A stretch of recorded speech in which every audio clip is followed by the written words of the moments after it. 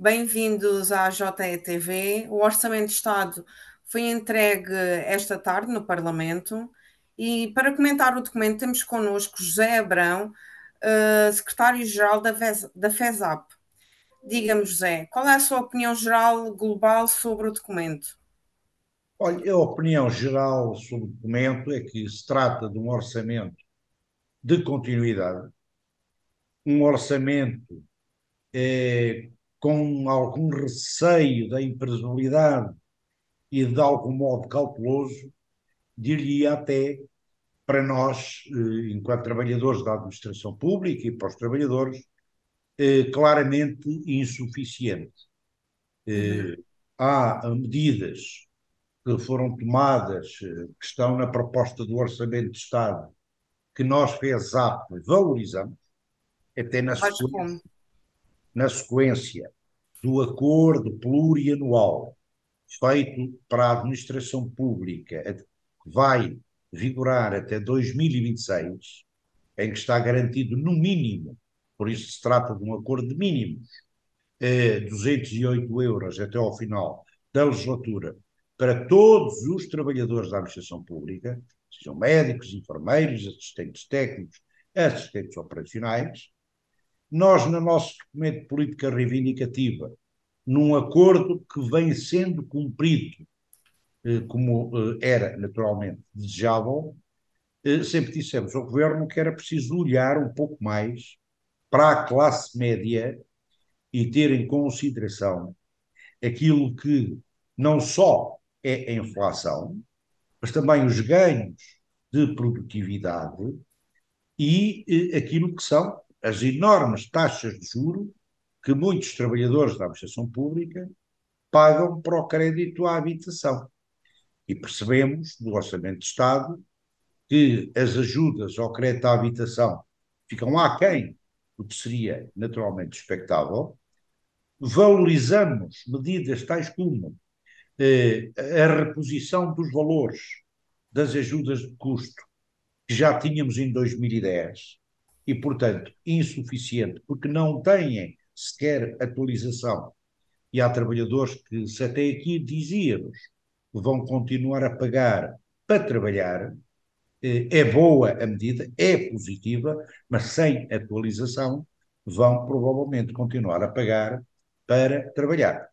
O orçamento contempla medidas como, por exemplo, o desonerar as autarquias de cerca de 80 milhões de euros, que vão fazer crescer a despesa da ADSE e esta transferência dos beneficiários da ADSE das autarquias e seus familiares, cerca de 200 mil pessoas, vão passar para a despesa da ADSE, desonerando as autarquias, acaba por ser também um pouco algum financiamento indireto, quando nós na FESAP sempre dissemos ao governo que era fundamental ter em consideração que este valor podia ser distribuído pelos outros empregadores públicos que até aqui não têm nenhuma responsabilidade, sem ter que entrar naquilo que são as receitas da ADSE, oriundas das contribuições de 13,5%.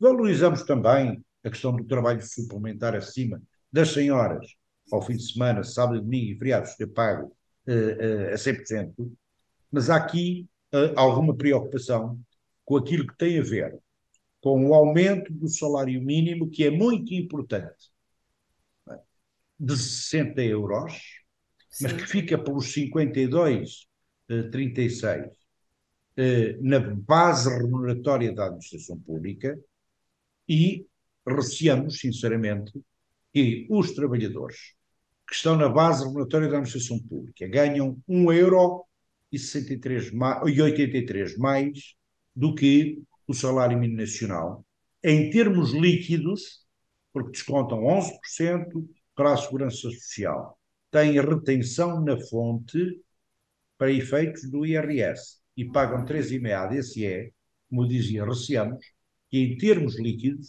venham a ter um vencimento inferior àquele que ganha hoje o salário mínimo nacional. E já agora, o que é que ficou de fora que devia estar a constar neste documento?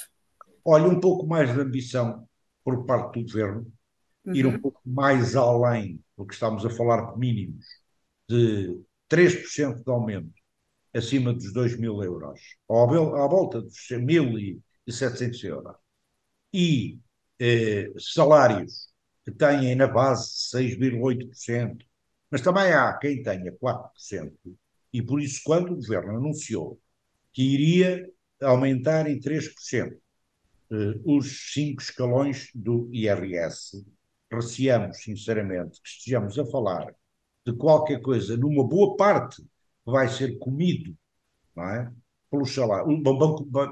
Vai ser absorvido o aumento salarial, mesmo com este alargamento dos escalões. Sempre dissemos ao governo que era necessário garantir o princípio da neutralidade fiscal, de modo a que não houvesse aqui nenhum tipo de prejuízo para estes trabalhadores.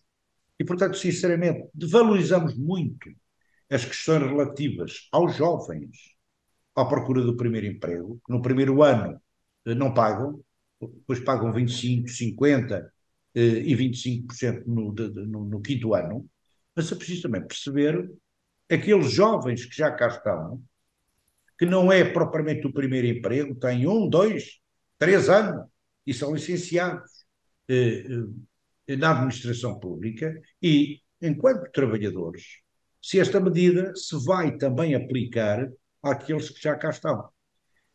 É evidente que, no que respeita ao IRS, falta conhecer aquilo que são as tabelas de retenção na fonte, que é naturalmente importante. Mas é verdade também que a insuficiência deste alargamento, que se diz que vai contemplar de forma significativa a classe média, diria que sabe a pouco.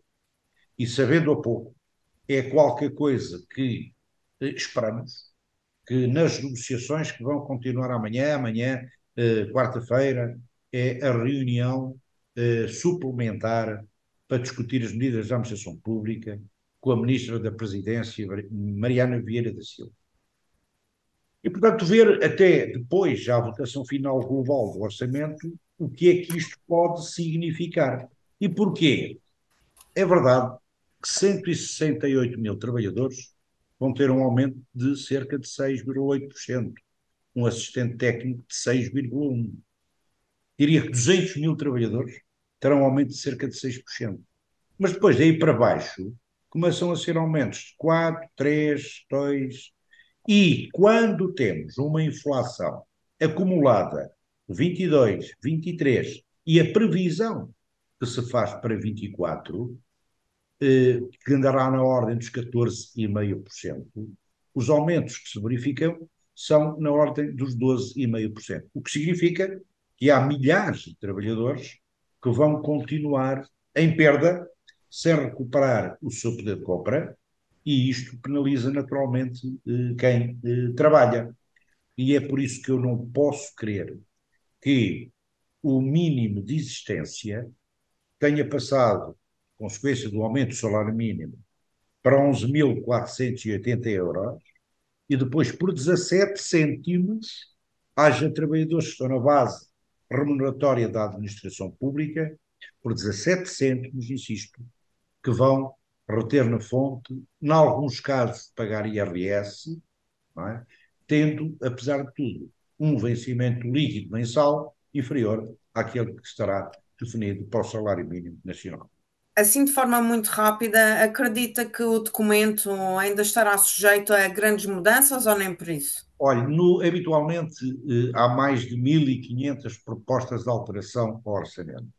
E nós acreditamos que até ao final da votação final global se possa melhorar muitos destes aspectos que têm a ver com o facto de termos celebrado um acordo plurianual. A FESAP, o GT, assinou um acordo agora com reforço de massa de 5%. Sei que na administração pública, em média, andará na ordem dos 5,4%, 5,6%. A forma é como se distribui naturalmente a massa salarial. E é por isso que era a altura em que nós acreditamos que havia mais espaço para que se fosse mais além, no contexto da classe média e dos trabalhadores em geral, se não houvesse este espartilho que é resultante da guerra, é resultante da instabilidade, da incerteza que temos, mas que é, no essencial também, nestes momentos de grande dificuldade, que se pode contribuir para melhorar a vida das pessoas. E, portanto, como lhe digo, finalmente queremos acreditar que, e veja o exemplo que o Sr. Ministro deu dos 822 euros, dizendo que há um ganho de 786 em termos anuais. Bom, se há um crédito à habitação que aumentou 300 euros em cada mês, não é?